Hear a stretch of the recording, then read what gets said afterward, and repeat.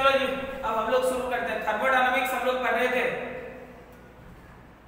Thermodynamics में पहला lecture हम लोगों ने करा था वर्क डन के बारे में बात करा था एंड देन अगले में हम लोग सीपी-सीवी रिलेशन सब कैलकुलेट करे थे। पढ़ाई कैसे चल रहा है तुम लोग?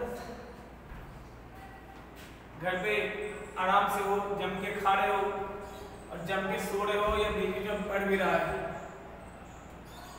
तो हमेशा ध्यान रखना कि फिर आना है, लॉकडाउन खत्म होगा, ऑफलाइन क्लासेस चालू होगा, फिर हम लोग मिलना है और एट दैट टाइम जो क्लास आपका हो रहा है वो कॉपी में नोट डाउन किया हुआ होना चाहिए, क्योंकि जब आप आओगे कॉपी चेक करेगा पक्का। तो वो इम्पोर्टेंट चीज है। इसलिए पढ़ाई मतलब ऐसा नहीं है कि ऑनलाइन लेक्चर हो रहा है तो वो मूवी की तरह देखते जा रहे हैं, खत्म होता जा रहा है।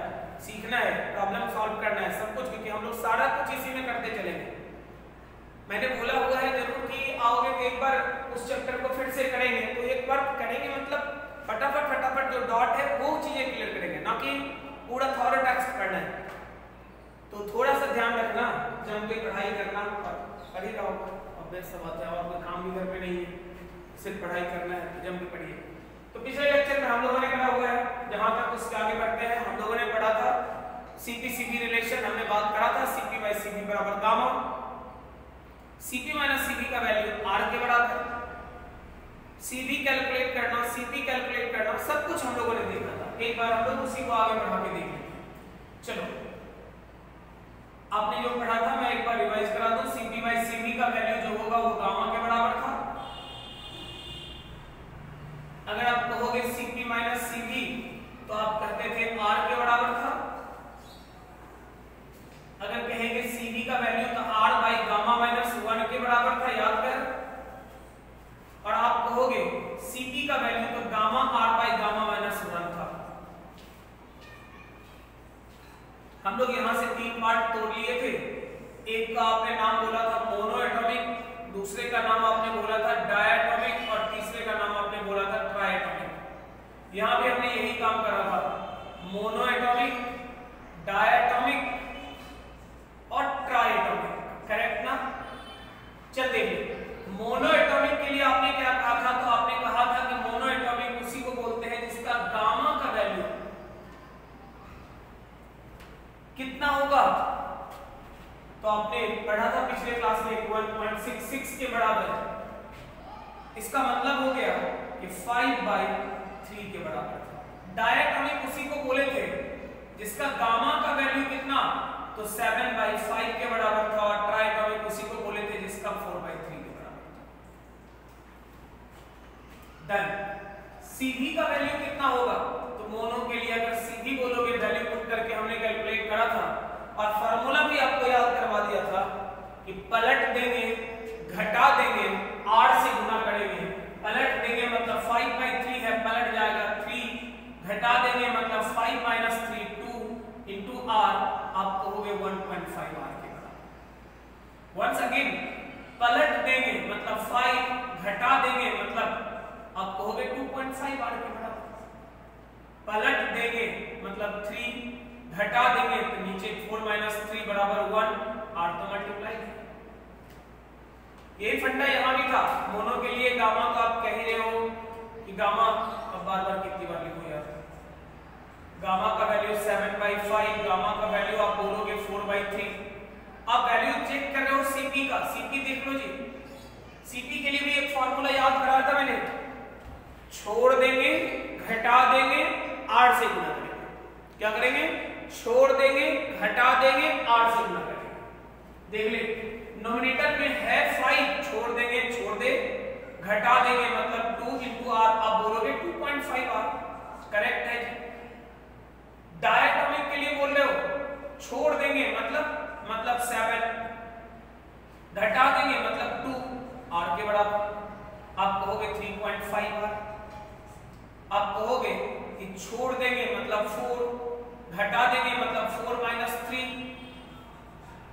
तो यहां तक हम लोगों ने किसी भी gas, mono atomic, diatomic, triatomic, कोई भी गैस हो, हमने उसके लिए कैलकुलेशन करा था कि उसके लिए सीपी कितना होगा, सीवी कितना होगा। बढ़िया है। जैसे आपको कहा दिया जाए हीलियम, मोनो एटॉमिक गैस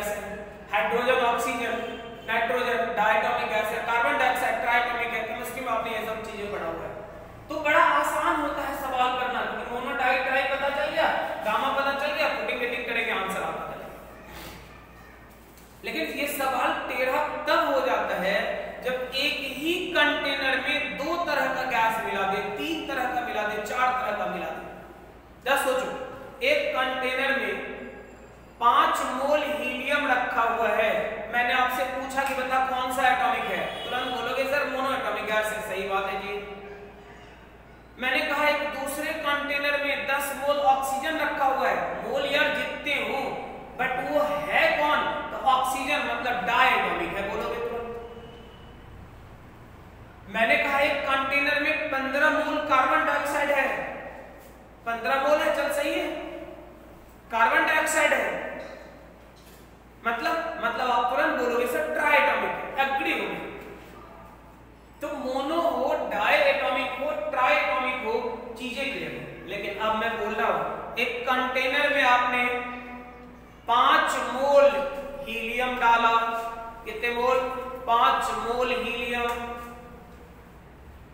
10 मोल ऑक्सीजन डाल दिया उसी कंटेनर में। अब मैं आपसे पूछता हूं कि अब बता कौन सा है, क्या बोलोगे कि ऑक्सीजन मतलब डायटॉमिक, हीलियम मतलब मोनो, मिलकर ट्राइएटॉमिक हो गया। तो ऐसा मिलावट नहीं होता। केमिकल रिएक्शन होकर अगर कोई रिजल्ट आए तो बात अलग है, अलग अलग रहेगा तो आप नहीं कह सकते कि डायटॉमिक मोनोएटॉमिक मिलकर ट्राइएटॉमिक हो गया, तब तक पेंटा ऑक्टा सब हो जाएगा एटॉमिक है। तो हम लोग इस टाइप के कॉन्सेप्ट में सवाल कैसे सॉल्व करेंगे, जेई वालों का फेवरेट साइड है, क्योंकि आईटी जब भी सवाल डालता है तो सिंगल गैस पे नहीं डालता, वो क्या करता है मिला के डालता है। और मिक्सचर में उनसे पता है कि सीपी में ही बच्चे गलती कर लेंगे। तो हम लोग देखते हैं इन case of mixture of gas, start करके लिख ले point, in case of mixture of gas, gas के मिलावट वाले केस। ध्यान देना, एक कंटेनर मैंने लिया और उस कंटेनर में मैंने बोला कि कोई गैस ए फिलअप कर दिया, स्टेटमेंट बाद में लिखूंगा, बी दूसरे कंटेनर में, ये कोई भी हो सकता है, ऑक्सीजन हो सकता है, हीलियम हो सकता है, नाइट्रोजन हो सकता है, कार्बन डाइऑक्साइड, कुछ भी हो सकता है। ए कंटेनर में आपने एक गैस डाला और बी में दूसरा, ऐसा नहीं कि हाइड्रोजन इधर मिला देना यार, तब तो दो तरह का लेने का मतलब क्या है, दोनों कंटेनर में अलग अलग गैस लेंगे जो एक दूसरे से रिएक्शन नहीं करेगा, तभी तो रिजल्टेंट हम लोग कैलकुलेट कर पाएंगे कि क्या है। मैंने कहा कि ए और बी दिया, अब दोनों को क्या करें कि एक साथ मिला दिए, N1 मोल इसका है और इसका N2 मोल है, दोनों को इनिशियली सेम टेम्परेचर के लिए। अब इसमें जो भी लॉस गेन का खेल हो, लेकिन फाइनल स्टेज में जब A प्लस बी मिलकर इस कंटेनर में आता है तो आप कहते हो कितना, नंबर ऑफ मोल में कोई गड़बड़ नहीं होगा, N1 प्लस N2 मोल के बराबर। समझ सकते नेट कितना, तो N1 मोल इसका, N2 मोल इसका, टोटल कितना N1 plus N2 mole. In that case आपको अब कहेगा इस मिक्सचर का जो भी टेम्परेचर रहा, मान लो कि इस मिक्सचर का टेम्परेचर है 50 डिग्री, बोलेगा यहां से 50 डिग्री से 70 डिग्री तक आइसोथर्मली ले जाने के लिए कितना वर्क डन करना पड़ेगा, एडियाबेटिकली ले जाने के लिए कितना work done. At that time सवाल आगे फंसेगा गामा पे और आप परेशान हो जाएंगे, कहेगा आइसोथर्मली ले जाने के लिए या एडियाबेटिकली ले जाने के लिए या आइसोबारिक प्रोसेस से ले जाने के लिए कितना इंटरनल एनर्जी चेंज किया, कितना इंथैल्पी चेंज करा, कितना एंट्रोपी चेंज करा। तो उन सारे जगह पे आपको परेशान करेगा गामा। अगर गामा मोनो एटॉमिक का होगा ले लेते, डाया का होता ले लेते, या ट्राई का होता ले लेते, मिक्सचर का कैसे लेते। तो देखो मैं एक बात बोलता हूं, किसका क्या होगा मुझे नहीं पता, लेकिन इतना तय है कि टेम्परेचर अगर चेंज करा डेल्टा थीटा से, मान लो दोनों गैस का, तो ए का भी इंटरनल एनर्जी बदला, बी का भी इंटरनल एनर्जी बदला, दोनों का समेशन ऑफ इंटरनल एनर्जी जो होगा वही सिस्टम का net change in internal energy तो होगा। जैसे मान लो एक एग्जांपल मैं बोलता हूं, टेम्परेचर का क्या होगा, हीट वर्क डन का क्या होगा, ये सब सेकेंडरी थिंग है, अभी सिर्फ इंटरनल एनर्जी का बात कर रहे हैं। मान लो ए का इंटरनल एनर्जी 20 जूल बढ़ जाता है, कितने जूल, 20 जूल, और बी का इंटरनल एनर्जी 30 जूल बढ़ता है, 30 जूल। आपको अगर कहा जाए ए प्लस बी मिलकर सिस्टम है, इस का 20 और B का 30, अब तुरंत बोलोगे सर कुछ नहीं हुआ, दोनों का मिलके नेट कितना, तो 50 जूल इंटरनल एनर्जी बढ़ चुका है। मैं भी यही बोल रहा हूं, तो मैं बोलूं के लिए N1 mole of gas A filled in a container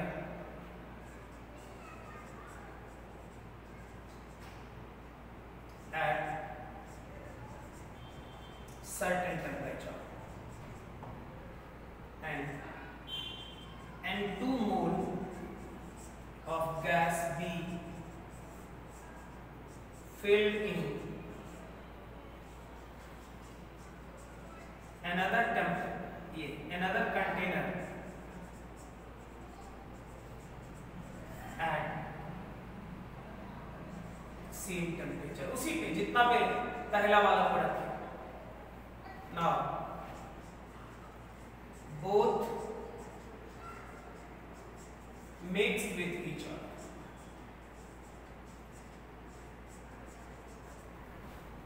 as a result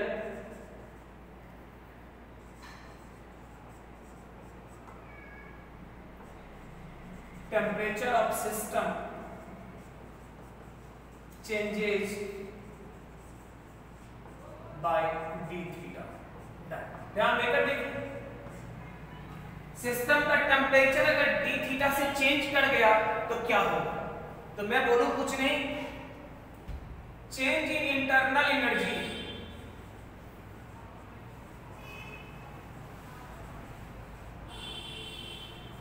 of system बराबर चेंज इन इंटरनल एनर्जी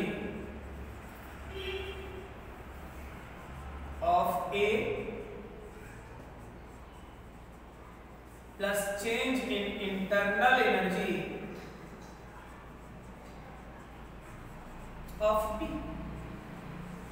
ए का इंटरनल जितना बदलेगा और बी का जितना बदलेगा, उस दोनों को अगर ऐड कर लोगे तो सिस्टम का total change in internal energy मिल जाएगा। ठीक बात है, ए का और बी का इंटरनल एनर्जी चेंज जो होगा उस दोनों को ऐड कर दिया जाए तो सिस्टम का टोटल चेंज इन इंटरनल मिलेगा। चल आगे बढ़ देखते हैं क्या होता है। फिर ए बी का आपने कैलकुलेट करा है, सही बात है।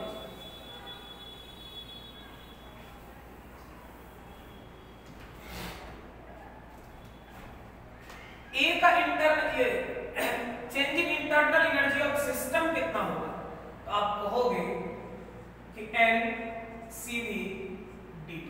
क्या dt कहां से लाए हैं, याद कर पिछले लेक्चर में हमने बात करा था change in internal energy n CV dt या n CV d थीटा। तो सिस्टम मतलब total number of mole into system का CV into d theta and that equals ये किसका, ये सिस्टम। आप कहना चाहो तो कह सकते हो du किसका, तो सिस्टम बराबर किसके, तो du किसका, a का, और किसका, तो चेंज इन इंटरनल एनर्जी किसका, d का। आप कह सकते हो a का मतलब कितना, तो NCV1 into d theta, NCV2 into d theta. मुझे नहीं पता इसका CV कितना, इसका CV कितना, क्योंकि ये तो मोनो डाई ट्राई क्या है उस पर डिपेंड करेगा, लेकिन कुछ तो होगा, जो होगा वही लिखना है मुझे बस। अब A का नंबर ऑफ मोल N1 है इसलिए N1 और B का N2 है इसलिए N2। जनरल फॉर्मूला तो हमने लिख दिया, लेकिन A का नंबर ऑफ मोल, अगर दोनों के नंबर ऑफ मोल भी बराबर होते बराबर लिखते होंगे। ध्यान देकर देखिए, आप कहोगे NCV d theta that equals N1CV1 N2CV2 into d theta. आप कहोगे कैंसिल हो गया, CV का वैल्यू ले लो N1CV1 N2CV2 divided by N, मतलब CV अपना निकला N1CV1 N2CV2 bye N1 plus N2। क्योंकि पहले ही आपने क्लियर करा हुआ है number of mole conservation concept, n equals N1 plus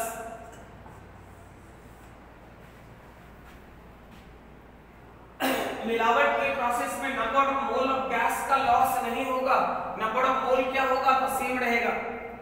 अगर number of mole of gas same है तो n equals n1 plus n2 हमने लगा दिया। अब जरा देखिए A गैस का CV मुझे पता है, B का CV मुझे पता है, तो हम लोग कहेंगे मिक्सचर का CV कितना होगा, निकलेगा या नहीं निकलेगा।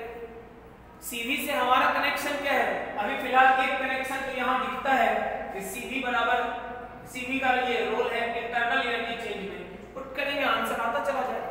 जैसे आपको प्रॉब्लम क्या है, आपको कहेगा कि किसी कंटेनर में आपने 5 मोल ऑक्सीजन लिया, चल सही, और 10 मोल कार्बन डाइऑक्साइड लिया, सही है, और उस पूरे सिस्टम का टेम्परेचर बढ़ाकर 20 डिग्री से 50 डिग्री कर दिया। ध्यान देना, सिस्टम का टेम्परेचर 20 से 50 30 डिग्री चेंज करा, तो आपसे कहेगा कि सिस्टम का चेंज इन इंटरनल एनर्जी कितना होगा, कैलकुलेट करो।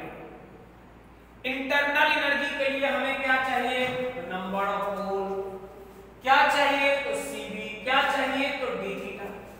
d थीटा तो चलो अपना ठीक है, 20 से 50 मतलब 30 हो गया, समझ में आ गया जी। नंबर ऑफ मोल भी ठीक है, 5 मोल और 10 मोल है, मिला के 15 मोल हो गया। CV कहां से लाएंगे, क्योंकि ये ना तो मोनो एटॉमिक है, ना डायटॉमिक, ना ट्राइटॉमिक, ये तो मिक्सचर का खेल है। तो आप इसके हेल्प से CV कैलकुलेट करोगे, पुट करोगे, फटाफट आंसर आके चला। तो इस तरह के सवाल में अक्सर बच्चे दोनों का अलग अलग निकाल के टाइम बर्बाद करते हैं। आप कुछ नहीं करोगे, टाइम बर्बाद करने का जरूरत ही नहीं है, अलग अलग निकाल के क्यों टाइम किल करें हम, डायरेक्ट वो फार्मूला लगाएंगे, CV निकलेगा, वैल्यू पुट कर देगा, आंसर आ जाएगा। आप देख लो। also from Cp minus CV बराबर R से आप फार्मूला लगा ले, Cp बराबर CV प्लस R, आप कहोगे N1 CV1 N2 CV2 by N1 plus N2 और प्लस R के, मतलब आप अगर कहना चाहो तो N1 CV1 N2 CV2 plus N1R plus N2R divided by N1 plus N2। कुछ नहीं करा, मैंने एलसीएम ले लिया। एलसीएम अगर लोगे तो देख लो ये नीचे है, R में मल्टीप्लाई हो गया, बारी बारी से कर दिया। अब जो पॉसिबिलिटीज है वो देख लो, ध्यान देकर देख क्या करना है हम लोगों को।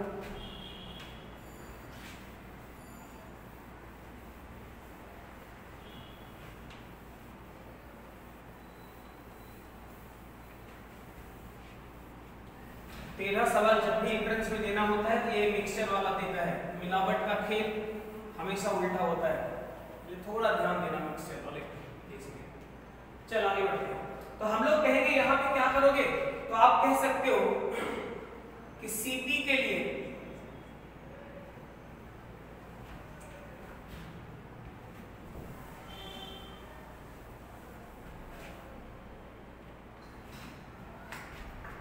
Cp के लिए हम लोग बात कर रहे हैं, देखिए N1 दोनों में कॉमन है, इसलिए N1 CV1 plus R, N2 common है CV2 plus R divided by N1 plus N। आप कहोगे Cp का value N1 CV plus R, मतलब Cp माइनस CV बराबर R, तो Cp का वैल्यू क्या कहोगे, आप कहोगे इसके लिए तो N2 CV minus Cp minus CV बराबर R, Cp का वैल्यू CV प्लस R, मतलब फर्स्ट टाइम था इसलिए P1, सेकंड टाइम का है इसलिए। आपको अगर कैलकुलेशन करना रहे तो बड़े आराम से कर सकते हो, इसको इक्वेशन नंबर 1 और इक्वेशन नंबर 2 बोलते हैं। तो आपको गैस के मिक्सचर का CV निकालना हो, निकल जाएगा इक्वेशन नंबर 1 के हेल्प से। गैस के मिक्सचर का Cp निकालना हो, या निकल जाएगा इक्वेशन नंबर 2 से। लेकिन अगर Cp CV नहीं गामा निकालना हो, तो एक तरीका है गामा का कि दोनों को डिवाइड कर दो, लेकिन इसमें इतना कैलकुलेशन करना पड़ेगा, क्यों करेंगे, तो मैं बता दूं, देख लो। ऑल्सो फ्रॉम इक्वेशन नंबर 1 से। ध्यान देकर देखना, CV बराबर N1 CV1 plus N2 CV2 by N1 plus N2, correct है। आप इसी को लिख लो N1 plus N2 into CV N1 CV1 N2 CV2। मैं बोलूं N1 प्लस N2 CV का मतलब R by gamma minus 1 and that equals N1 R by gamma 1 minus 1। और आप कहोगे N2 R by gamma 2 minus 1। और पूरा हमने लिखा था CV का value R by gamma minus 1, मैंने पुट कर दिया, देख ले R कैंसिल होगा तीनों में होने के कारण। आप क्या कहोगे N1 plus N2 by gamma minus 1 N1 by gamma 1 minus 1 N2 by gamma 2 minus 1। ध्यान देकर देखिए यार, N1 दिया हुआ है N2 दिया हुआ है, पहला और दूसरा गैस का नेम दिया हुआ है, मतलब गामा दिया हुआ है, गामा 1 पता है, गामा 2 पता है, गामा मिक्सचर का मिलेगा या नहीं मिलेगा, यही है गामा किसका, तो मिक्सचर।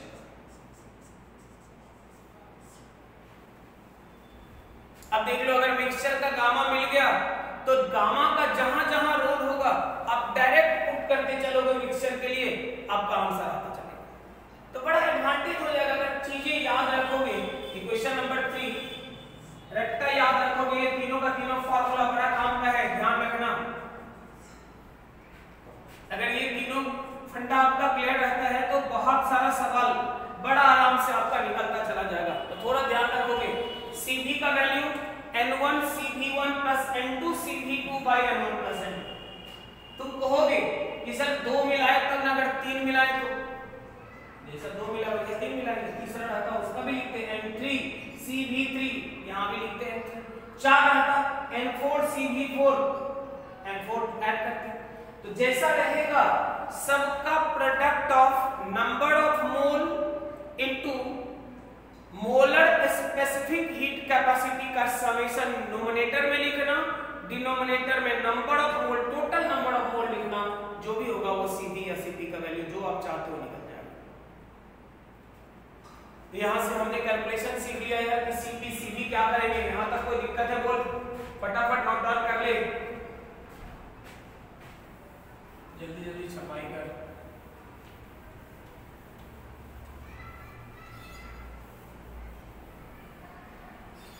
गैसियस मीडियम के बारे में बहुत सारा बात इस चैप्टर में हम लोग को करना है, बहुत सारे मुद्दे पे इसका प्रॉपर्टीज को लेके बहुत सारा कुछ डिस्कशन हम लोग को करना है, तो 1 बाय 1 करते चलेंगे। ऐसा नहीं सिर्फ वीडियो में डिस्कशन करना, घर में बैठ के आराम से रहना, फुर्सत निकाल के पढ़ा करना। चल अगला देखते हैं, thermodynamic process.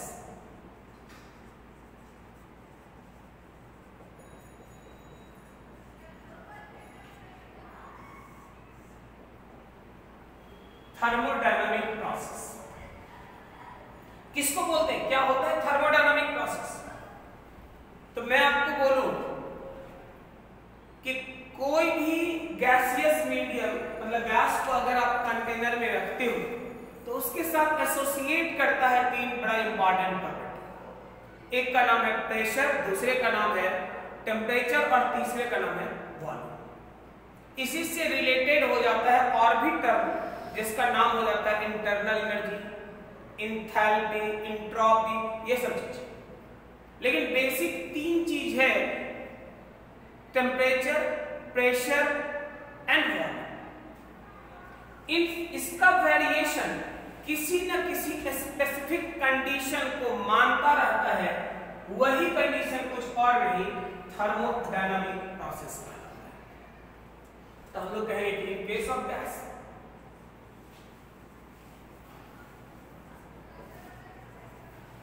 Pressure comma volume comma temperature comma internal energy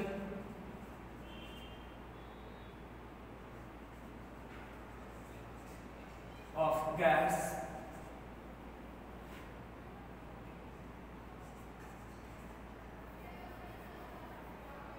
में characterized with a specific condition. That condition named as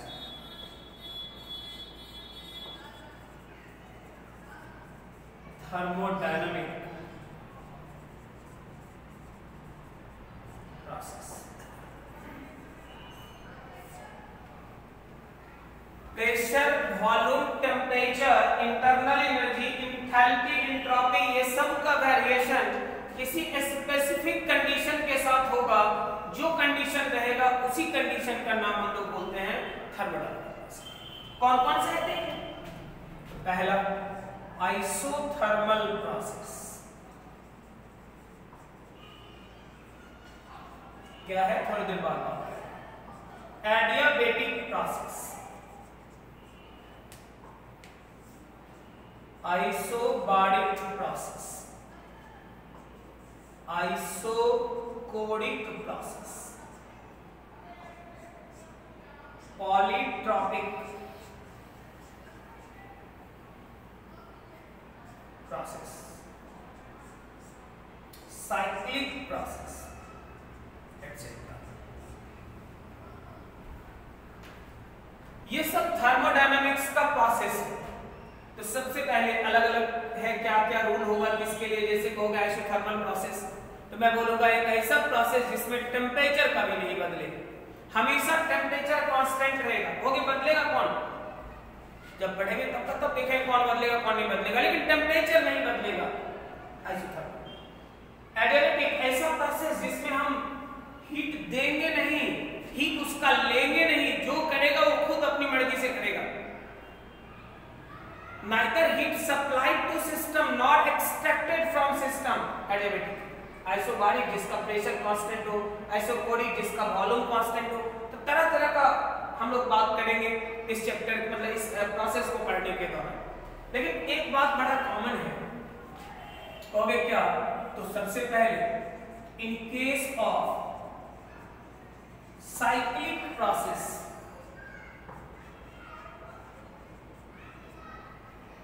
cyclic का मतलब हुआ जहां से शुरू करा लौट कर वहीं आ गया। किसी कंटेनर में आपने गैस फिलअप करा at a pressure of 1 atm, initial volume is 500 ml।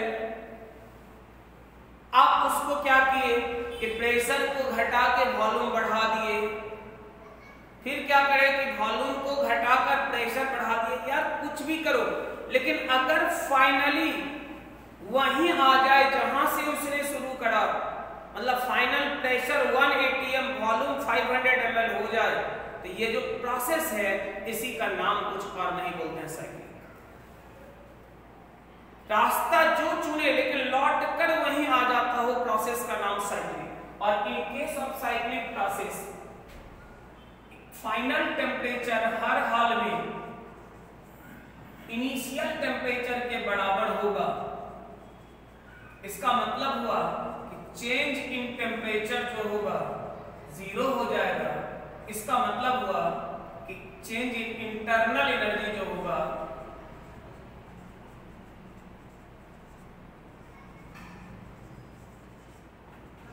मतलब हमेशा याद रखना कि साइक्लिक प्रोसेस वही है जिसके लिए du का वैल्यू ऑलवेज, कभी कभी नहीं, ऑलवेज 0 होगा।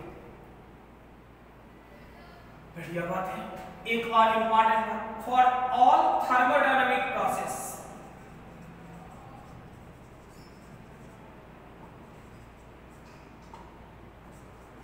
जो भी प्रोसेस आप कर रहे हो सबके लिए PV बराबर nRT हो, और सबका अपना स्पेसिफिक रिलेशन होगा, स्पेसिफिक कंडीशन होगा, डिफाइन करेंगे हम लोग।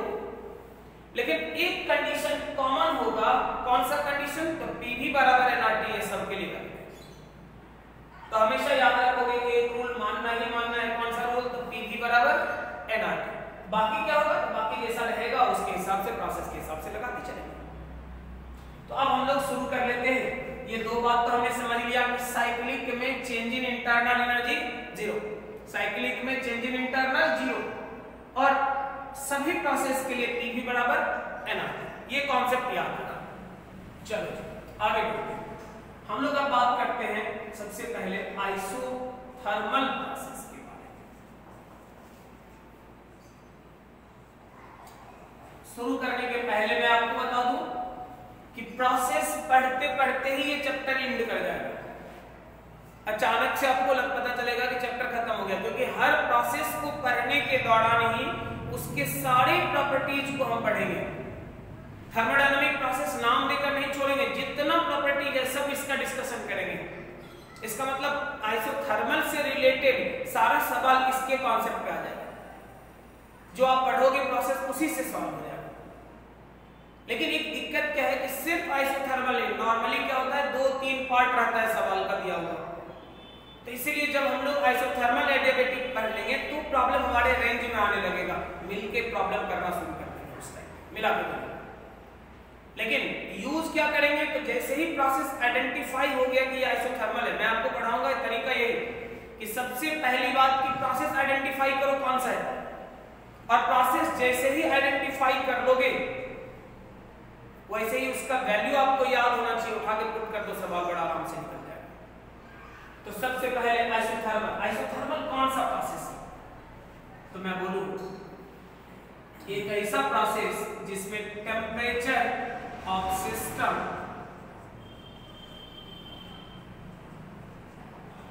remains constant।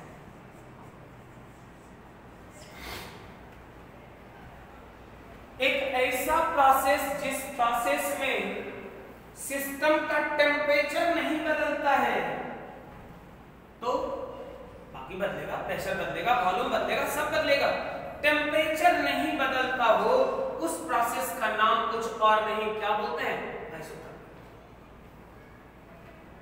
चलो भाई, ऐसा प्रोसेस मिला जिसमें टेम्परेचर नहीं बदला, इसका मतलब तो ये हुआ कि इंटरनल एनर्जी में नहीं बदला, क्योंकि जब टेम्परेचर नहीं बदला, देखिए इसका मतलब हुआ कि चेंज इन इंटरनल एनर्जी। मतलब आइसोथर्मल एक ऐसा प्रोसेस है जिसका इंटरनल एनर्जी नहीं बदलता है, वो हमेशा कांस्टेंट रहता है, उसी का नाम बोलता है आइसोथर्मल। अगला देखते हैं और क्या क्या हो सकता है। देखिए ये वेरी स्लो प्रोसेस है,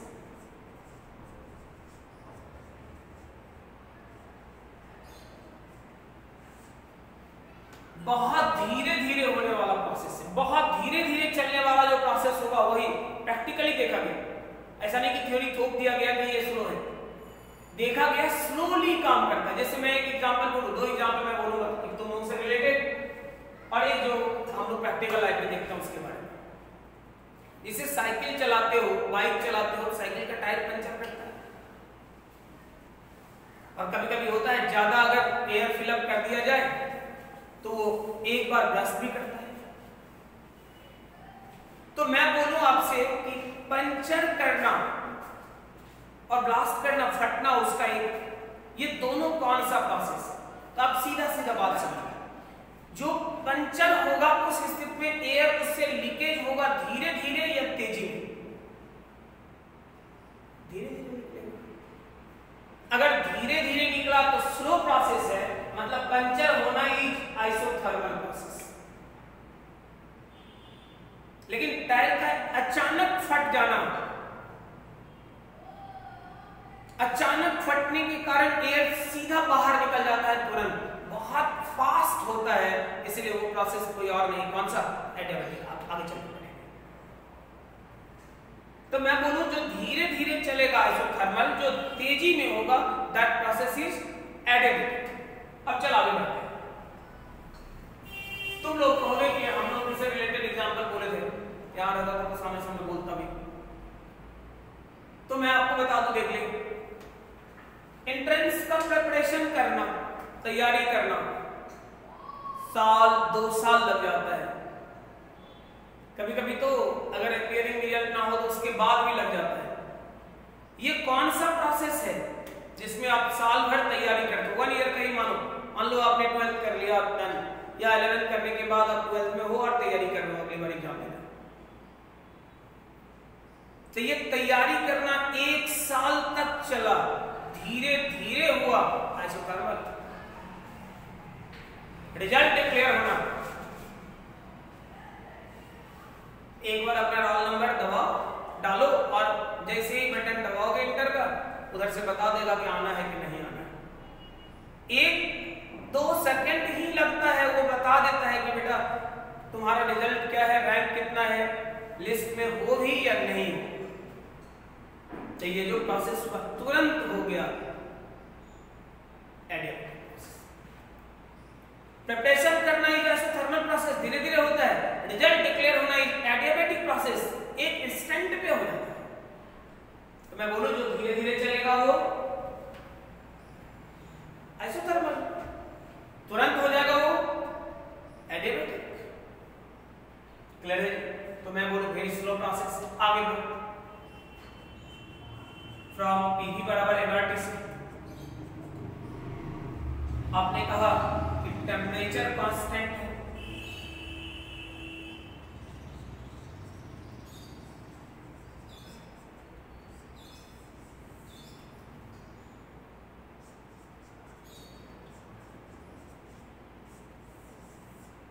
अच्छा आप बोल सकते हो P बराबर कांस्टेंट बाई V।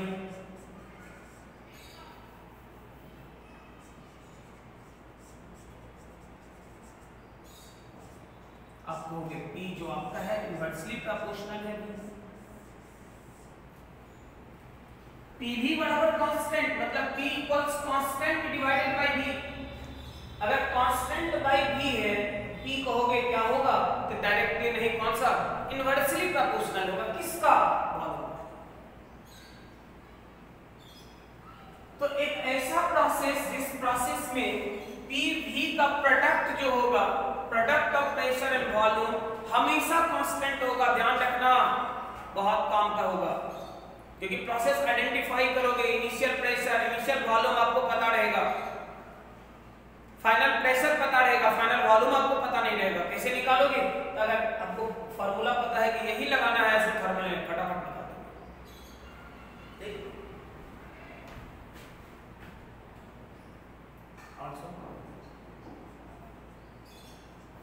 आपने कहा PV बराबर nRT, मतलब P1 V1 बराबर P2 V2 बराबर nR।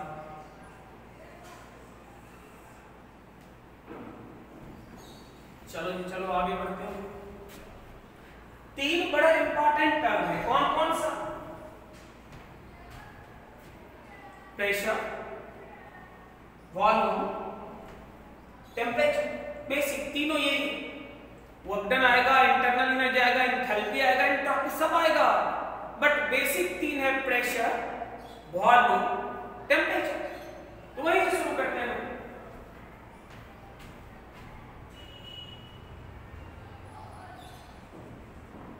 वेरिएशन ऑफ, पहला भी प्रेशर विथ टेम्परेचर। ध्यान देना, आइसोथर्मल याद रखना कुछ भी नहीं। यहां तक हम लोग कंबाइंड कॉन्सेप्ट कर रहे थे, लेकिन यहां अभी हम लोग आइसोथर्मल में हैं, जो बात करेंगे सिर्फ आइसोथर्मल का करेंगे, किसी और में नहीं। तो कह रहा वेरिएशन निकालना है किसका, तो प्रेशर का, किसके साथ, तो टेम्परेचर के साथ वेरिएशन। अच्छा, आइसोथर्मल या ऐसा प्रोसेस जिसका टेम्परेचर कभी बदलता ही नहीं है। जब वो बदलेगा ही नहीं तो वेरिएशन का मतलब क्या है? मतलब अगर आप ग्राफ खींचने के लिए तैयार हो जाओ तो आप कहोगे प्रेशर, आप कहोगे टेम्परेचर, आपकी मर्जी प्रेशर को बढ़ा लो, आपकी मर्जी प्रेशर को घटा लो। प्रेशर बढ़ेगा, प्रेशर घटेगा, लेकिन टेम्परेचर को इस बात से कोई लेना देना नहीं। जो टेम्परेचर है वही कांस्टेंट रहेगा।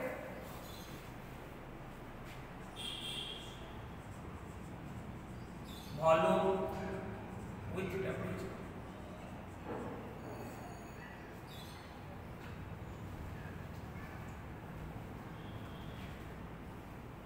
वॉल्यूम का वेरिएशन वंस अगेन आया कौन, तो टेम्परेचर आया, टेम्परेचर।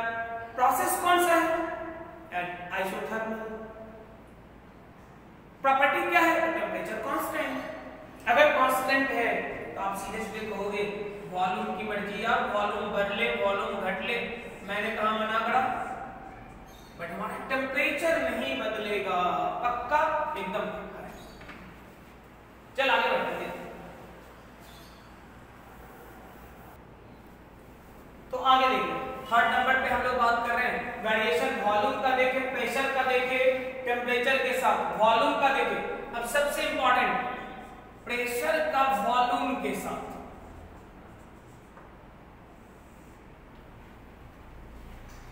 प्रेशर विथ वॉल्यूम सबसे इंपॉर्टेंट रिलेशन ये, ध्यान देकर देखना।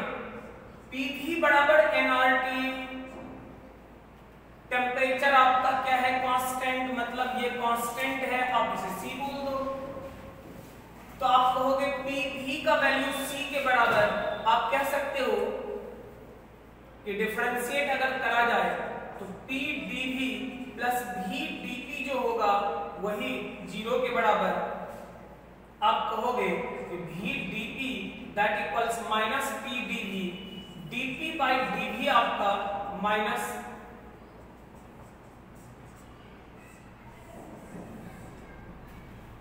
कुछ बड़ा ही अच्छा कंफ्यूजन होता है बच्चों को, ये ध्यान देना। अक्सर ये लगने लगता है ये है क्या, ये है स्लोप, ये स्लोप ऑफ ग्राफ है बिटवीन प्रेशर एंड वॉल्यूम। किसी का भी रहेगा, हमने बात करा था dy बाई dx, y और x के ग्राफ का slope, dv by dt velocity और टाइम के ग्राफ का slope, similarly dp by dv pressure और वॉल्यूम के ग्राफ का स्लोप। लेकिन देखने से क्या लग रहा है, देख लो, आप अगर कहते हो कि dp बाई dv तो आप कहोगे डायरेक्टली प्रोपोर्शनल, आप कहते हो dp by dv inversely proportional. Unfortunately कहोगे यहां पे कोई गड़बड़ तो नहीं है, सही तो है प्रेशर का डायरेक्टली, वॉल्यूम का इनवर्सली, लेकिन मैं बोलूंगा ये दोनों का दोनों फंडा गलत है। स्लोप प्रेशर का डायरेक्टली नहीं होगा, स्लोप जो होगा वॉल्यूम का इनवर्सली नहीं। क्यों?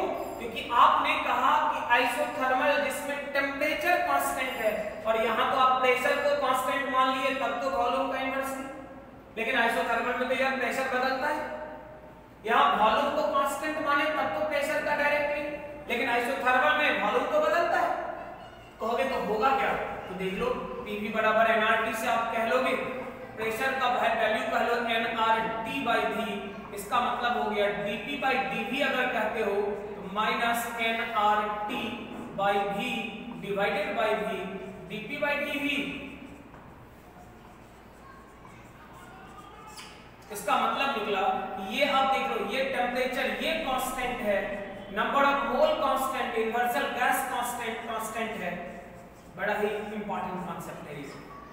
माइनस माइनस तो है ही, माइनस हर हाल में घटने वाला होगा, ये तो पता ही है, लेकिन भी का नहीं, भी के स्क्वायर का इनवर्सली प्रोपोर्शनल होगा। सिमिलरली अगर और लो तो आल्सो आप देख लो जी, आप कह सकते हो Pv बराबर nRT में वॉल्यूम को ही हटाते हैं nRT बाई P, इसका मतलब स्लोप के लिए जरा देख dP बाई dV क्या कहोगे, तो आप कह सकते हो minus P by V, V की जगह nRT बाई P, आप कहोगे dP by dV minus P square by nRT। Constant है, कांस्टेंट है, R कांस्टेंट है, इसका मतलब स्लोप जो होगा माइनस साइन है, हमेशा याद रखना, मैग्नीट्यूड का बात कर रहे हैं, ये करेक्ट है। तो हम लोग कह रहे थे प्रेशर का डायरेक्टली नहीं, प्रेशर के स्क्वायर का डायरेक्टली, वॉल्यूम का इनवर्सली नहीं, वॉल्यूम के स्क्वायर का इनवर्सली। अब जरा देखते रहिए, तो हम लोग कहेंगे कि आल्सो ग्राफ को अगर देखो तो Pv बराबर कांस्टेंट के हिसाब से आपने कहा P inversely proportional to V, इसका मतलब ग्राफ जो होगा कुछ और नहीं, रेक्टेंगुलर हाइपरबोला होगा। रेक्टेंगुलर हाइपरबोला का मतलब है ये प्रेशर है, ये वॉल्यूम है, याद कर, वॉल्यूम बढ़ेगा प्रेशर घटेगा, वॉल्यूम घटेगा प्रेशर बढ़ेगा, दोनों इकट्ठे ना तो बढ़ सकता है ना घट सकता है, क्योंकि इनवर्सली प्रोपोर्शनल है। वॉल्यूम यहां बढ़ रहा है, प्रेशर घटता जाएगा, वॉल्यूम घटता प्रेशर वॉल्यूम के साथ कैसा बदलेगा, ये स्लोप का रिलेशन हमने देख लिया। वॉल्यूम टेम्परेचर के साथ, प्रेशर टेम्परेचर के साथ क्या होगा, ये हम लोगों ने देख लिया। यहाँ तक तो कोई दिक्कत वाली बात नहीं है। यहाँ स्लोप का वैल्यू अगर कहोगे तो स्लोप क्या, तो स्लोप ओरिजिनल स्लोप अगर बोलो तो ओरिजिनल स्लोप आप कह सकते हो कि -p/v के बराबर है। तो यहाँ तक कहीं कोई दिक्कत वाली बात नहीं है। इसके आगे हम लोग अगले लेक्चर में बात करेंगे, जहां हम कैलकुलेट करेंगे इसका वर्क डन क्या होगा, इंटरनल एनर्जी चेंज क्या होगा, इंथैल्पी क्या होगा, एंट्रोपी क्या होगा, ये सब कुछ प्लस इससे रिलेटेड जो ग्राफ का कॉन्सेप्ट होगा वो सब कुछ हम लोग डिस्कशन करेंगे इसके आगे अगले लेक्चर में।